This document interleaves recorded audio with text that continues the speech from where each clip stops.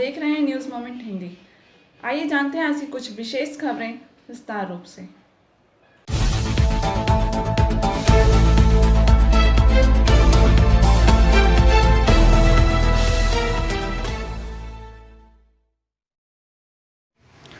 शालानपुर धूल और अत्यधिक प्रदूषण के कारण स्थानीय लोगों ने गुलटी पुलिस स्टेशन के तहत कड़विता मोड़ कारखाने की ओर जाने वाली मुख्य सड़क को अवरुद्ध कर दिया। उनका आरोप है कि कुछ राजनीतिक नेताओं और प्रशासन के सहयोग से इनपेक्स स्टील प्लांट फैक्ट्री की प्रदूषित धूल सड़कों पर उड़ाई जा रही है। इसके अलावा कारखाने के आसपास गांवों में लोगों के लिए घर पर रहना मुश्किल हो गया है। यहां तक कि धूल सड़क पर लोगों की आंखों में प्रवेश कर रही है। धीरे धीरे हरियाली समाप्त हो रही है। अगर यह इसी तरह जारी रहा तो वह कैसे बचेगा। वे बार बार प्रशासन और राजनीतिक दलों के नेताओं को इस बारे में सूचित कर चुके हैं, लेकिन कोई फायदा नहीं हुआ। আজকে হয়েছে মানে আমাদের অন্য কোনো ব্যাপার নেই। এই যে শীতকাল, ঠিক আছে, এই তো 12 মাসই এরকম থাকে। এদের যে রোড ভেজাবার কথা ছিল, আজকে 1 বছর আগে একবার কথা হয়েছিল, তখন বলেছিল প্রত্যেকদিন ভেজানো হবে। তারপরে 1 মাস ওই 30-35 দিন মধ্যে ভিজিয়েছিল, তারপর বন্ধ করে দিল। তারপরে বর্ষাকাল এসে গেল, ঠিক আছে। এইবার যে এখন যে শীতকাল ড্রাই একদম পুরো শীতকাল আসেনি, আসছে, তো এইবার এখন যে এত ধুলো, ওরা তো জল দেওয়ার নামই করে না। আমাদের দাবি হচ্ছে 3 টাইম খালি জল দিদি, রোড ভিজিয়ে দিক, আর কিছু চাই না। আপনার নাম? আমার নাম বাপি সেন। কোথায় বাড়ি? পদভিটা। यहाँ रुकते हैं एक छोटे से ब्रेक के लिए। तब तक बने रहिए आप हमारे साथ न्यूज़ मोमेंट हिंदी पर। आसनसोल में एकमात्र दुकान जो अपने अलग तरीके के लिए प्रसिद्ध है। 100 साल पुरानी है ये दुकान। इनके पास कुछ बहुत से यूनिक प्रोडक्ट्स हैं। इनके पास खाकरों की काफ़ी वैरायटीज़ हैं, जितने कि आसनसोल में आपको कहीं नहीं मिलेगी। इतना टेस्टी कि देखते ही मुंह में पानी आ जाए। इसका पता है Samiran Roy road, opposite in SBI bank, Asansol. अधिक जानकारी के लिए संपर्क करें 0341-230-5017 या 9547-356154।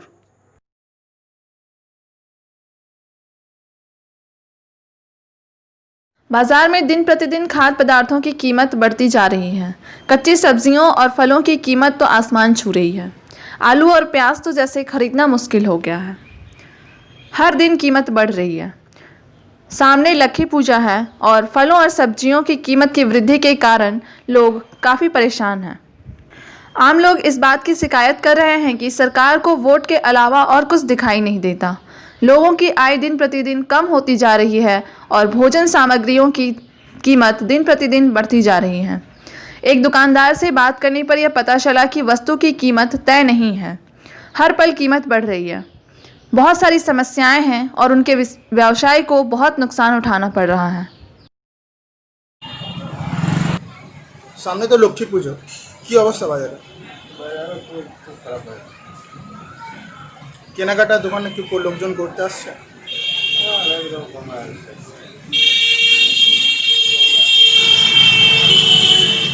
বিক্রি বাটা আছে?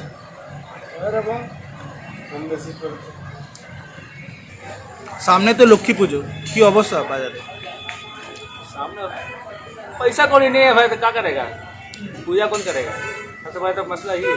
দোকানে কেনাকাটি হচ্ছে? लोगों के पास पैसा नहीं है, सब्जी नहीं खा रहा है, काम धंधा बंद है लॉकडाउन की वजह से। আপনি মাস্ক লাগাননি কেন? माँ के अभी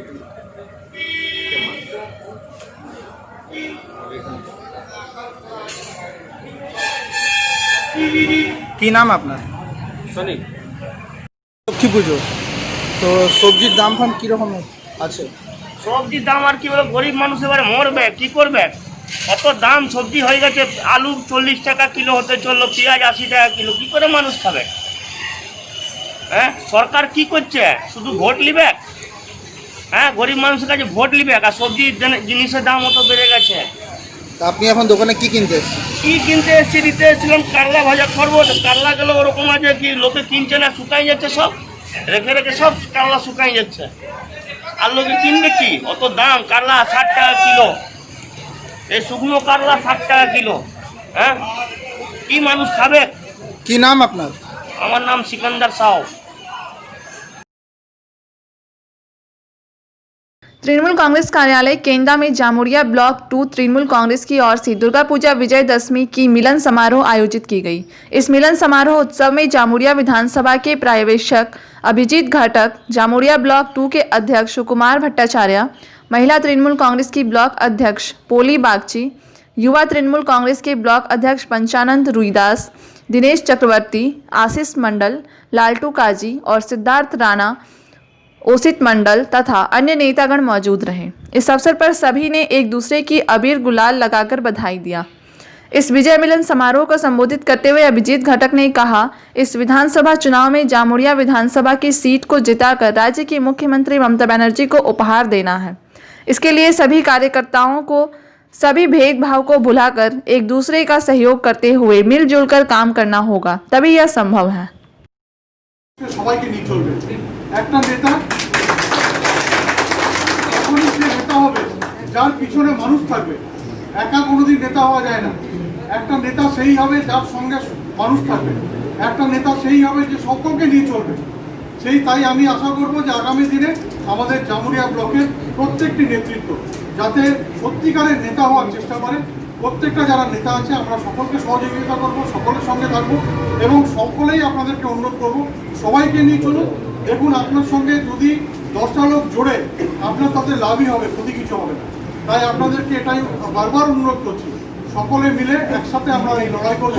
আগামী 2021-এর নির্বাচন আমাদের সকলকে শপথ নিতে হবে যে আমরা জামুরিয়া থেকে এই নির্বাচনে আমাদের দলীয় প্রার্থীকে জিতিয়ে আমরা মমতা বন্দ্যোপাধ্যায়কে যেটা কোনোদিন কেউ করতে পারেনি, আমরা বলবো 1972 সাল মানে আমাদের জন্মের আগের থেকে যেটা কেউ করতে পারেনি, আমরা সেই কাজটা করে সুকুমার ভট্টাচার্যের নেতৃত্বে আমরা এই ব্লক থেকে আমরা বিপুল ভোটে আমাদের দলের প্রার্থীকে জয়লাভ করিয়ে আমরা এই সিট মমতা বন্দ্যোপাধ্যায়কে উপহার দেব।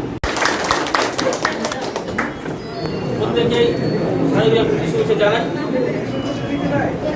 আজকে শুভ বিজয় সম্মেলনে আমরা আজকের দিনে আমরা এই শুভ বিজয়ের দিন থেকে আমরা শপথ গ্রহণ করবো 2021 বিধানসভা নির্বাচনে আমাদের মধ্যে যেটুকু ভেদাভেদি আছে সব ভুলে কেটে গেছে, যেটুকু আছে সেটুকু ভুলে 2021 নির্বাচনে আমাদের যে প্রার্থী হবে তাকে বিপুল জয়ী করবো। আমি সর্বশেষ একটা কথা বলি, আমাদের বোনেরা আছে, প্রধানরা সব আছে, প্রথমে রিকোয়েস্ট করবো যে পরিষেবার আপনার দিন, পরিষেবা মানুষকে দিন, যে সরকার যেসব পরিষেবা আছে আপনারা দিয়ে থাকুন। যদি কোনো কোনোভাবে ডিস্টার্ব হয় আমরা আছি, সর্বশেষ আমার নেতা আছে অভিযোগতা, তাকে যোগাযোগ করুন। আমার জেলা প্রেসিডেন্ট জিতেন্দ্র আছে, তাকে যোগাযোগ করুন যদি কেউ ডিস্টার্ব করে, যদি সমস্যা হয়। তবে একটা ভাইটাল সমস্যা কিছু আছে, আমি বলি মঞ্চে বলা উচিত নয়, তুমি চেষ্টা করছো। ওরা বেচারে 14 মাসের কোনো ইনক্রিমেন্ট ভাতা পায়নি, বুঝলে? ওদের চালাতে অসুবিধা হচ্ছে, ওদের ব্যবস্থা করতে হবে, ঠিক আছে?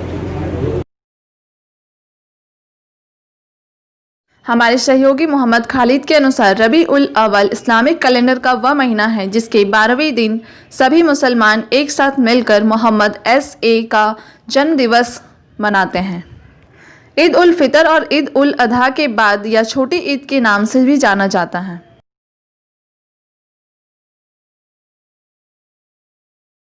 जामुड़िया ब्लॉक के मदनतोर गांव में घटी एक अलौकिक घटना। हर साल की तरह मदनतोर गांव के मुखर्जी परिवार की 400 साल पुराने दुर्गा पूजा की जाती है। मुखर्जी परिवार हर साल की तरह नियमों का पालन करने के लिए देवी दुर्गा की पूजा करते हैं, लेकिन इस साल 2020 दुर्गा पूजा थोड़ा अलग रहा, क्योंकि मदनतोर गांव में उस मुखर्जी परिवार के किले मंदिर में देवी दुर्गा की पूजा फिर से शुरू हो गई है। मंदिर के प्रभारी शांति मुखर्जी ने कहा कि इस मंदिर में पहले भी कई चमत्कार हुए हैं, लेकिन इस साल जो हुआ है उसने बाकी सभी चीज़ों पर पानी फेर दिया।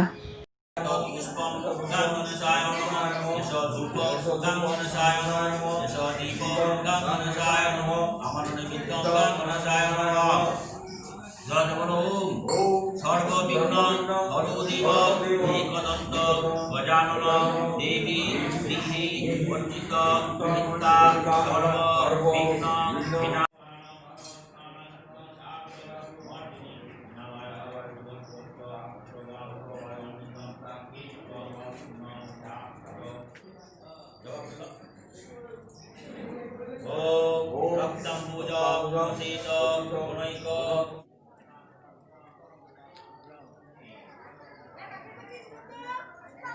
একটু ভয় খেয়ে যায়, তখন আমাদের ওখানে দুটো গ্রামের ছেলে ছিল, তাদেরকে দিয়ে আসে, দুটো ভাইকে একটু দেখ, আমি ঘরের পরিবারকে নিয়ে আসি। তখন আমার ছেলে আমাদের ঘরে তার মা কাকিমাদিকে সকলকে নিয়ে যায়। তখন শুনি যে যাকে দিয়ে এসেছিল বাড়িতে দুটো ছেলেকে, তাদেরকে দুটো ফেলে দিয়েছে, বুঝলেন, আর ও পুকুর তখন ডুবছে চলে, বুঝলেন। তো যেমন বাড়ির সব যায়, তারপরে ওকে নিয়ে আসে, যে মূর্তি এমন মূর্তিভাবে এসেছে, মূর্তি নিয়ে একদম মায়ের দেবীতে এসে পথে এই সকল কথা বলে, যে নৃত্য করে, যে আমার পূজা চাই, নাহলে তোরা লিপবংশ হয়ে যাবি। আমার ষষ্ঠী পূজা যেমন আরম্ভ করেছিলি সেরকম ষষ্ঠী পূজা কর, আমার যেমন সপ্তমী করেছিলি সেরকম সপ্তমী কর, যেমন অষ্টমী পূজা করেছিলি সেরকম অষ্টমী পূজা চাই, আমার যেমন নবমী পূজা করেছিলি সেরকম নবমী পূজা চাই, আমার 3 দিনের ছাগ বলি চাই, সপ্তমী অষ্টমী নবমী। অষ্টমীতে সাদা, সপ্তমীতে যে কোনো ছাগ, নবমীতে যে কোনো ছাগ। আমরা সেই হিসাবে এখন নবমী পূজা আরম্ভ করেছি, এখন নবমী পূজা আমাদের চলছে। আপনার নামটা? আমার নাম শান্তি মুখার্জি। আপনি কি এই মন্দিরে পুরোহিত? মন্দির পুরোহিত না, মন্দির সবাই।